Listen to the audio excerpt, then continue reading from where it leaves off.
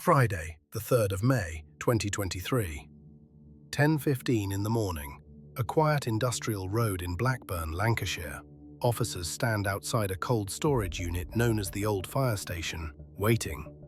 Behind the shutter door, pallets stacked floor to ceiling, sealed packages ready for distribution. Nothing unusual, until that door lifts. But this story doesn't begin here. It begins 3 years earlier, in 2 different cities, with 4 men who believed their words would never be read. Men using handles like Carrot Toxic, Lovely Seal, Call Me Curly. Men who trusted an encrypted platform to keep their secrets safe. By the spring of 2023, detectives in Lancashire had been watching this warehouse for weeks. In Manchester, investigators had spent months decoding thousands of messages. And in Kent, surveillance teams had tracked couriers moving cocaine from the coast to London. Until one of them panicked, hit 77 miles per hour in a 30 zone, and dropped a bag that would seal his fate. 3 operations, 3 regions, 1 digital platform that promised invisibility. By the time that shutter door opened in Blackburn, every message, every movement, every mistake had already been logged. This is the story of how encryption failed, and how 3 UK drug networks fell because of it. Welcome to UK True Crime Files. To understand how these networks collapsed, you need to understand the platform they trusted. EncroChat, an encrypted communication service used by tens of thousands of people across Europe, many of them involved in serious organized crime. Custom-built phones, military-grade encryption, messages that deleted themselves. For years it was considered untouchable. Until June 2020, French and Dutch authorities cracked the platform, not by hacking individual phones, but by infiltrating the servers themselves. Overnight, every message, every photo, every conversation became visible. Investigators across Europe suddenly had access to what amounted to a live feed of criminal networks in operation. In the UK alone, the breach led to hundreds of arrests. Drug conspiracies, firearms deals, money laundering networks, all exposed in plain text. This story follows 3 of those conspiracies. In Lancashire, a man named Saleem Chowdhry was running a cold storage operation out of a disused warehouse in Blackburn. Between September 2022 and May 2023, he agreed to supply over 2,000 kilograms of cocaine, hidden inside blocks of imported cheese. Wholesale value £70 million. In Manchester, 4 men were using handles like Carrot Toxic and Lovely Seal to coordinate the movement of cocaine, heroin and cash during the first lockdown. Between March and May 2020, one of them moved £5.8 million, logging every collection like a corporate accountant. And in Kent, a network led by a man calling himself Call Me Curly was shifting high-purity cocaine from coastal routes through southeast London and as far north as Norfolk. Fast movements, small teams, until one courier's high-speed chase through Sidcup left a 1-kilogram bag of evidence in a suburban garden. 3 separate operations, different years, different regions, different methods. What they all shared was confidence in encryption. And the moment that confidence shattered, their entire operations became evidence. So let's begin where it ended. Lancashire, a warehouse, and the man who thought refrigerated cheese would keep him invisible. Saleem Chowdhry was 46 years old, a long-time Blackburn resident living on Waterside. To anyone looking from the outside, his life appeared stable.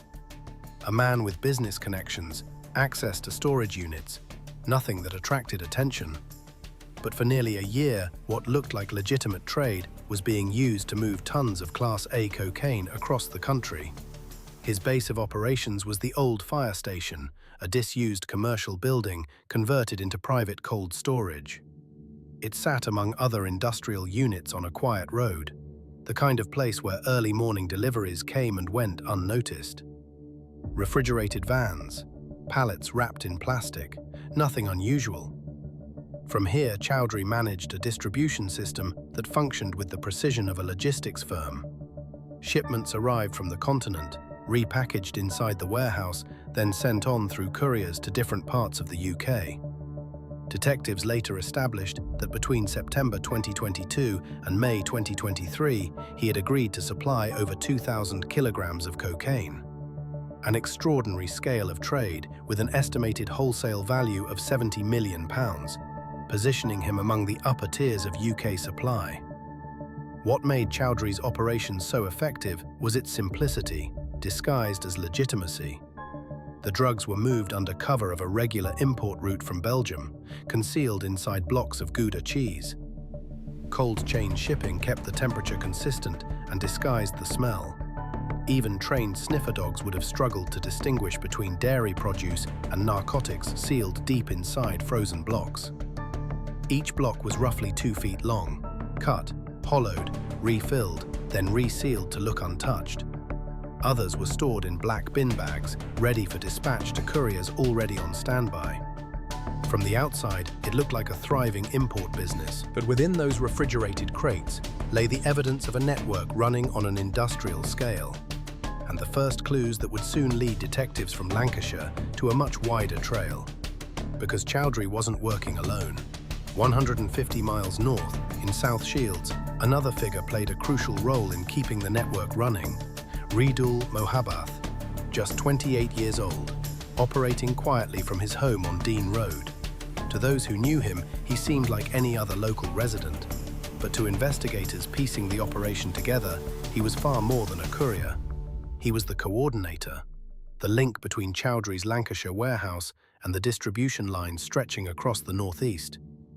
Encrypted phone data later showed Mohabbath directing couriers in real time, instructing them when to leave Blackburn, which routes to take, where to drop deliveries. He rarely handled the drugs himself, but he was involved in almost every movement of product and cash. His voice, captured through messages and call logs, formed a digital map of the organization, one that mirrored the physical route cocaine took from Lancashire's industrial parks to the Tyne coast. So here's where we are, a Blackburn warehouse, Belgian cheese, and a digital trail stretching to South Shields. The investigation that ultimately brought down Chowdhry's network began with a single piece of intelligence. Early in 2023, Lancashire police received information suggesting that large quantities of Class A drugs were being imported from continental Europe into the northwest, under the cover of legitimate goods. It wasn't the first time officers had heard such reports, but something about this one stood out.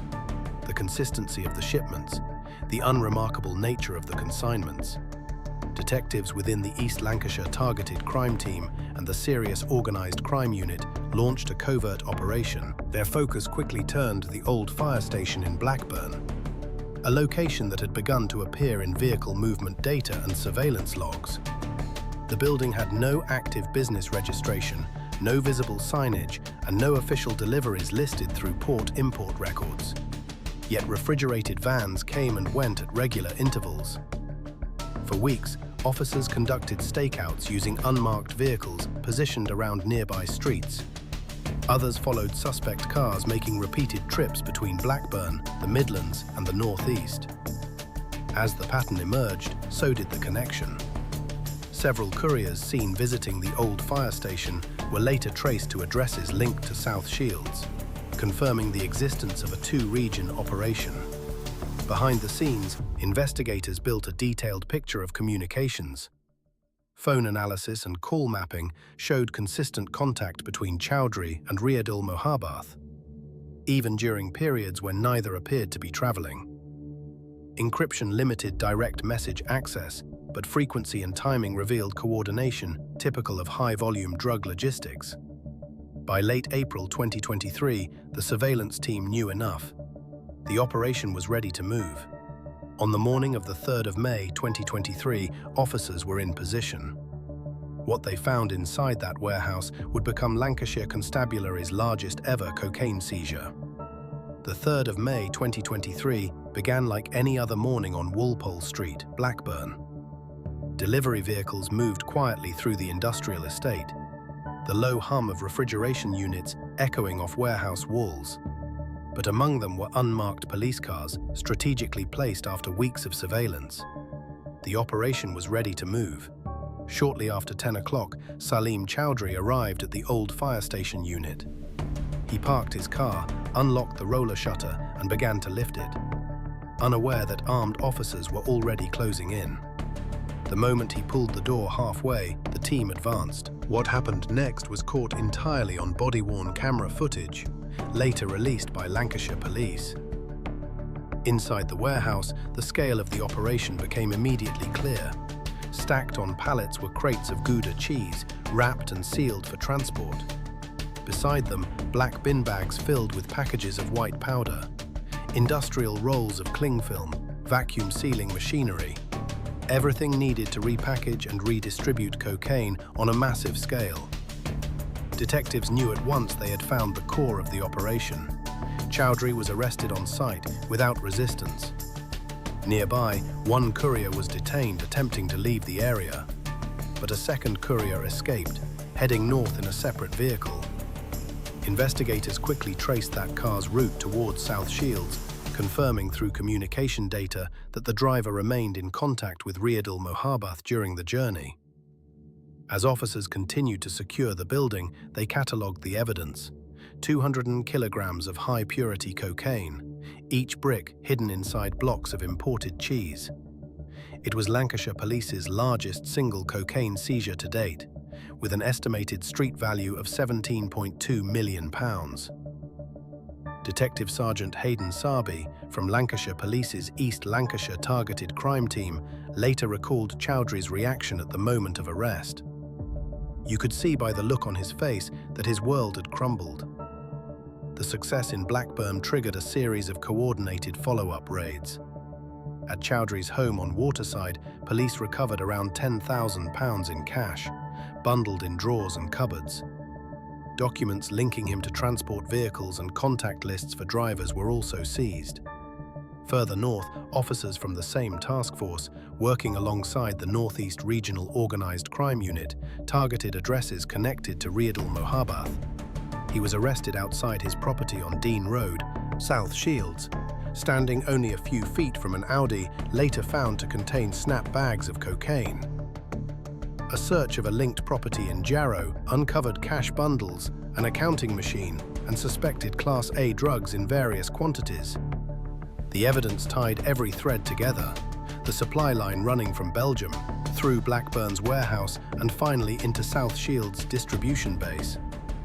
Investigators later said both men had gone to great lengths to hide their product, relying on the precision of temperature-controlled logistics to mask odor, weight, and authenticity.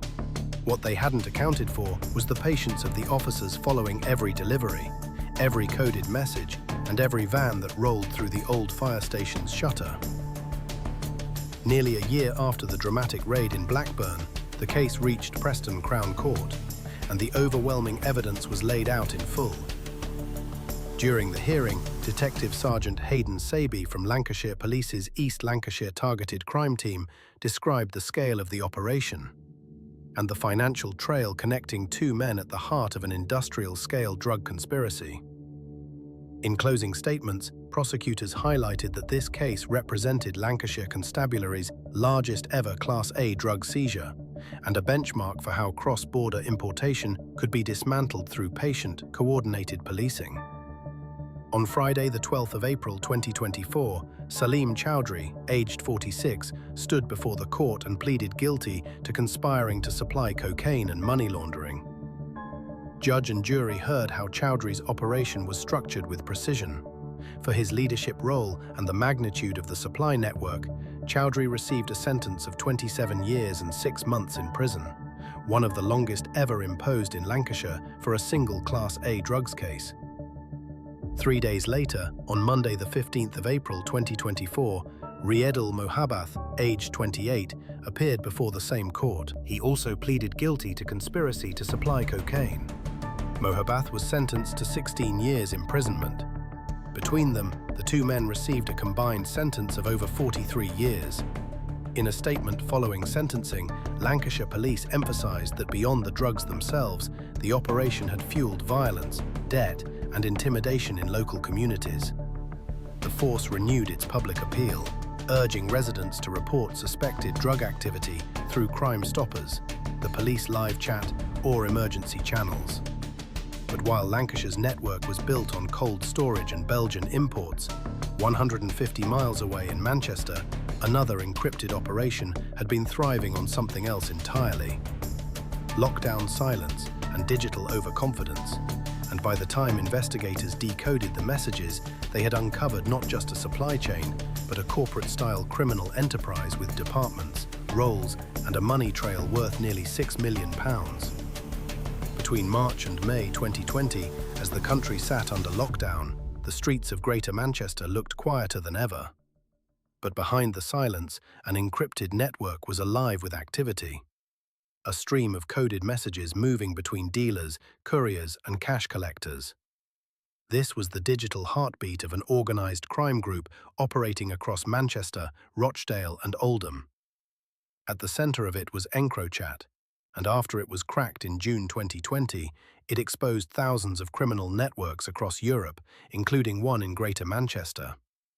Among the usernames retrieved, 4 stood out, each one belonging to a different figure within the same encrypted conspiracy. Nathan Lobley, 38, who went by Carrot Toxic; Thomas Bradley, 33, known as Lovely Seal; Craig Ganson, 43, identified as Paper Boar; and Paul Taylor, 46, using the handle Oru. Together, their handles formed the digital backbone of a criminal network that believed it could operate beyond the reach of law enforcement. Until EncroChat fell, the encrypted exchanges between these accounts revealed a coordinated operation focused on the importation and distribution of cocaine and heroin on a multi-kilo scale. Working from the shadows, analysts inside the serious organised crime group at Greater Manchester Police began the painstaking process of decoding, extracting, and mapping the conversations. Each message became a piece of the puzzle. Timestamps, GPS coordinates, personal references that slowly stripped away the anonymity of the handles. By cross-referencing data across hundreds of messages, detectives began to match each alias to a real identity. What started as an indecipherable digital stream soon became a clear organizational map. One showing not just who these men were, but exactly how their network moved drugs, firearms, and cash across Manchester during one of the most tightly monitored periods in modern history. The EncroChat data laid out the structure of a business built on precision. Each man had a role, and every message on the network mapped out his responsibilities, like departments in a company. Nathan Lobley, operating under the handle Carrot Toxic, was at the top of that chain. Messages traced him taking possession of at least 19 kilograms of cocaine, with a street value estimated between £684,000 and £798,000. He also arranged the transfer of a firearm and ammunition, confirming the group's willingness to arm themselves to protect shipments or enforce debts. Lobley initially denied his involvement, but the EncroChat logs were so precise that every coded exchange could be traced back to his movements, bank references, and known associates.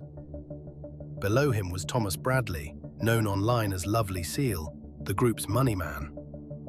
His messages showed him collecting cash from around 20 other encrypted users, often on a daily basis. Between the 16th of March and the 31st of May 2020, he had moved roughly £5.8 million, averaging about £2 million per month. He kept meticulous digital records, logging pickups, transfers, and deposits. It was Bradley's volume of communication that first caught the attention of investigators. Every message he sent left a breadcrumb that would later tie him to the wider conspiracy. Craig Ganson, using Paper Boar, operated as the wholesale regional supplier. Between April and June 2020, he purchased at least 11 kilograms of cocaine and 2 kilograms of heroin from upstream contacts, quantities valued at over £400,000, and redistributed them across the region through trusted buyers. Paul Taylor, whose handle Oru appeared less frequently in the data, acted as an investor and secondary dealer. Records show he bought a kilogram of cocaine for £37,000 and passed £80,390 to Bradley during the conspiracy period, helping to fund and sustain the group's operations. The messages showed open conversations about handovers, prices, and cash movements, all written with the confidence of men who believed EncroChat's encryption was absolute. When Greater Manchester Police later recovered the firearm and ammunition, it proved the network's capability to back its operation with violence if required. So we've got 4 men, 4 handles, and a digital paper trail showing exactly who did what, when, and for how much. What emerged was the picture of a corporate-style criminal enterprise, structured, disciplined, and defined by division of labor. Suppliers, collectors, distributors, and financiers, all playing their part. And for months they did so without a trace, until EncroChat fell and the entire organization was laid bare in plain text. But turning intelligence into arrests required timing, coordination, and patience. Because when Greater Manchester Police finally moved, one key figure had already vanished. By early 2022, Greater Manchester Police investigators needed to translate intelligence into arrests. On the 22nd of March 2022, the force launched what they called a strike day, a coordinated series of raids across Manchester, Rochdale, and Oldham. The operation, codenamed Operation Pooler, targeted those believed to be part of encrypted criminal networks distributing cocaine and heroin across the northwest. When officers arrived at the homes of the main suspects, one key figure was missing. Thomas Bradley had vanished. Detectives quickly confirmed he had fled the country, using false documents and contacts built through the same network that once delivered his drug payments. For months, Bradley remained off the radar, but in December 2022, his run came to an end.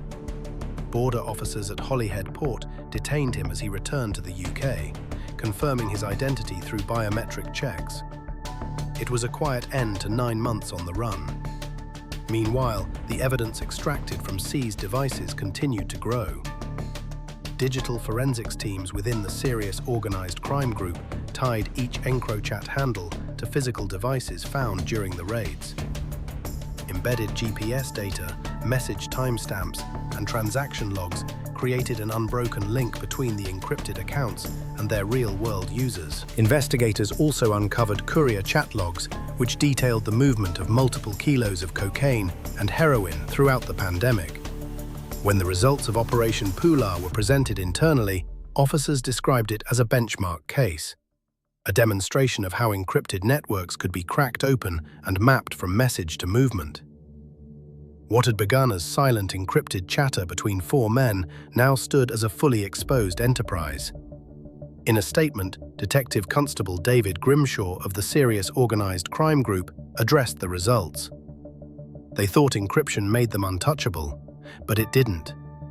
He credited the investigation as a complex multi-agency effort that dismantled not just a drug supply line, but an armed criminal infrastructure operating across the city. Greater Manchester Police emphasised that beyond the drugs themselves, the group's activities had fueled violence, debt, and intimidation in local communities. By June 2024, all 4 stood before Minshull Street Crown Court, and the evidence left no room for defence. On Thursday, the 13th of June 2024, the 4 men at the centre of Greater Manchester's encrypted drug conspiracy stood before Minshull Street Crown Court. After years of investigation, surveillance, and digital forensics, the case of Operation Pooler reached its conclusion. And the overwhelming evidence left no room for doubt. Judge Gareth Branson described their actions as operational and managerial, noting that each had played a deliberate and significant role in a well-organised criminal enterprise. Nathan Lobley, aged 38, was sentenced to 14 years imprisonment for conspiracy to supply Class A drugs and supplying a firearm and ammunition. Thomas Bradley, aged 33, received 9 years for conspiracy to supply Class A drugs and money laundering. Craig Ganson, aged 43, was sentenced to 7 years and 10 months for conspiracy to supply Class A drugs. Paul Taylor, aged 46, was jailed for 5 years and 8 months for conspiracy to supply Class A drugs and money laundering.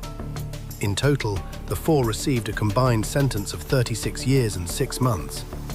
a decisive outcome that marked the end of one of Manchester's most intricate EncroChat cases. After sentencing, Detective Constable David Grimshaw addressed the results publicly. He emphasized that this investigation represented more than just numbers. It dismantled a network that had caused real harm to communities across Greater Manchester. Greater Manchester Police renewed its public appeal, urging residents to report suspected drug activity through Crime Stoppers, the GMP live chat, or emergency channels. But as Manchester's network faced justice, a third encrypted conspiracy, this one rooted in Kent's coastal routes, was about to unravel in a way no one expected. Not through patient surveillance alone, but through a high-speed chase through suburban London, and a shopping bag dropped in panic. Between March and June 2020, the same timeframe as Manchester's operation, another encrypted supply chain was quietly moving tons of high-purity cocaine. This time from the coastal routes of Kent, through southeast London, and as far north as Norfolk. What began as a stream of coded messages on EncroChat soon revealed a regional network operating with the same confidence seen in Manchester's case, but built on smaller, faster movements designed to avoid detection. At the center was Bradley O'Neill, aged 29, of Halfway Road, Sheerness. Using the handle "Call Me Curly," O'Neill coordinated deliveries and payments across the region. His closest associate was Wayne Denton, aged 37, of Palmer's Way, Downham Market, who operated under the handle "Call Me Fisherman." The investigation also linked a third figure, Charlie Etherton, aged 25, of Whetstone Way, Eltham, southeast London. Etherton worked as a courier and distributor, moving product between Kent, London, and beyond. All three men believed, like many others, that EncroChat's encrypted messages were untouchable, that their words would disappear without trace. But once cracked, every coded transaction, every postcode, and every careless reference became evidence, spelling out in plain detail the story of how a regional supply chain in Kent had thrived under the illusion of digital secrecy. Bradley O'Neill, the ringleader, was the first to give himself away. In a series of messages, he referenced previous encounters with police, including an incident in April 2020 on the A2 near Bexley Heath, when he was stopped and searched by officers. At the time, he even mentioned getting nicked and referred to a helicopter overhead. Details that investigators later matched to official Metropolitan Police records of a stop assisted by the National Police Air Service. The cross-referenced information confirmed, beyond doubt, that the user behind the handle was indeed O'Neill. He went further, mentioning the names and birthdays of family members in his encrypted chats, unknowingly giving detectives personal identifiers that tied directly back to him. Those slips, small and seemingly harmless at the time, became key evidence when investigators later matched metadata to his phone and home address. His associate, Wayne Denton, made an even more direct error. He once sent a photo of his driving license to O'Neill during an exchange, an image that instantly revealed his full name, date of birth, and address in Downham Market, Norfolk. Investigators would later describe the act as the single most incriminating message in the thread, effectively removing any anonymity he thought he had. 3 men, 2 handles, and mistakes that ranged from careless to catastrophic. But it was Charlie Etherton's panic on a March morning in 2021 that turned surveillance into something far more dramatic, and handed investigators their strongest physical evidence. What was in the car he abandoned? And how fast did he drive to escape? The unraveling of the Kent operation wasn't limited to encrypted messages or digital clues only. In March 2021, nearly a year after the EncroChat network had already been compromised, police surveillance led them to one of the most dramatic sequences of the case. A high-speed pursuit through the suburban streets of Sidcup, southeast London. At the center of it was Charlie Etherton, a 25-year-old from Whetstone Way, Eltham, who had been working alongside O'Neill and Denton as part of a linked supply chain spanning from Kent to London and as far north as Lancashire. Etherton was under active surveillance as detectives pieced together movements between addresses in Eltham, Greenwich, and Chislehurst, all known hubs for distribution. On the 3rd of March 2021, police units moved in to intercept a rental Toyota Prius fitted with false plates. Behind the wheel was Etherton, but rather than stopping, he accelerated sharply, initiating a pursuit that stretched across several miles of residential roads. According to court records, the chase quickly escalated. Etherton reached 77 miles per hour in a 30-mile-per-hour zone, forcing other drivers to take evasive action. He mounted a pavement, narrowly avoiding pedestrians, and drove on the wrong side of the road to escape pursuing officers.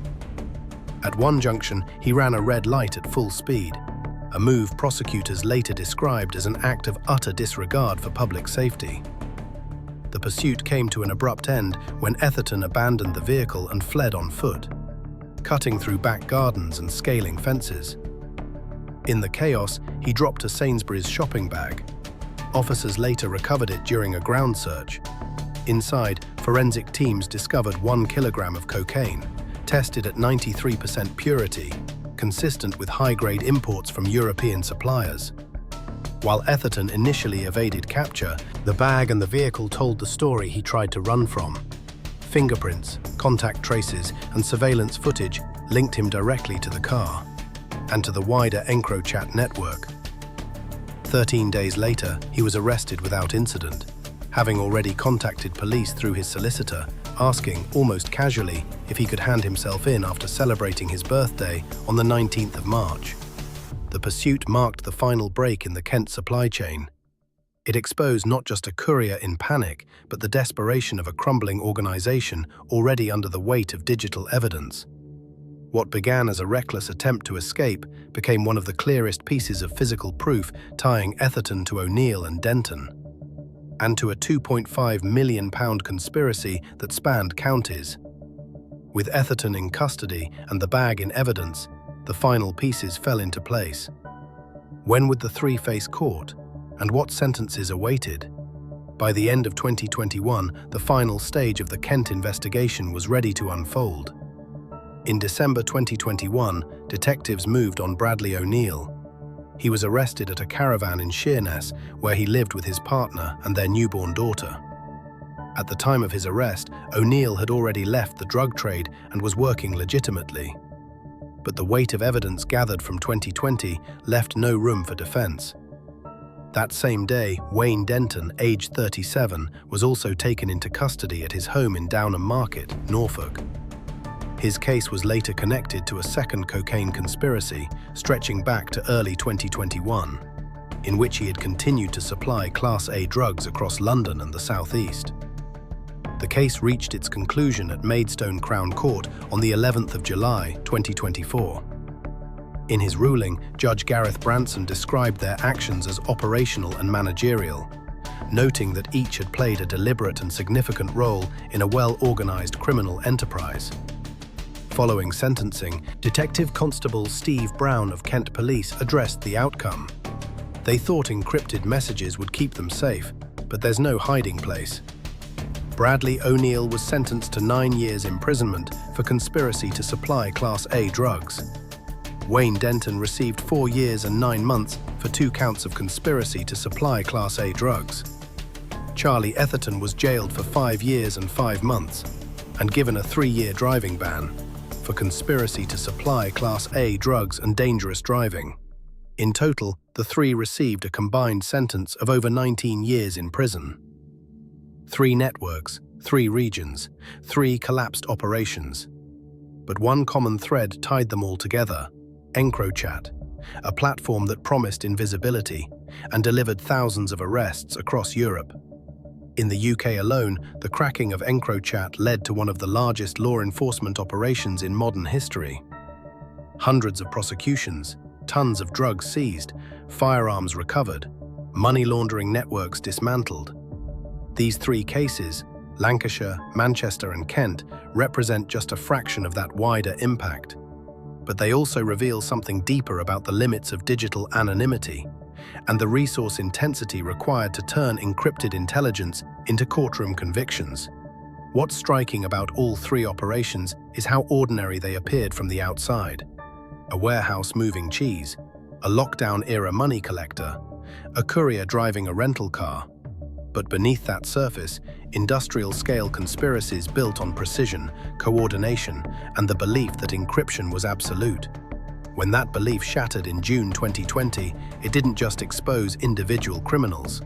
It exposed entire infrastructures, supply chains, financial systems, armed enforcement networks.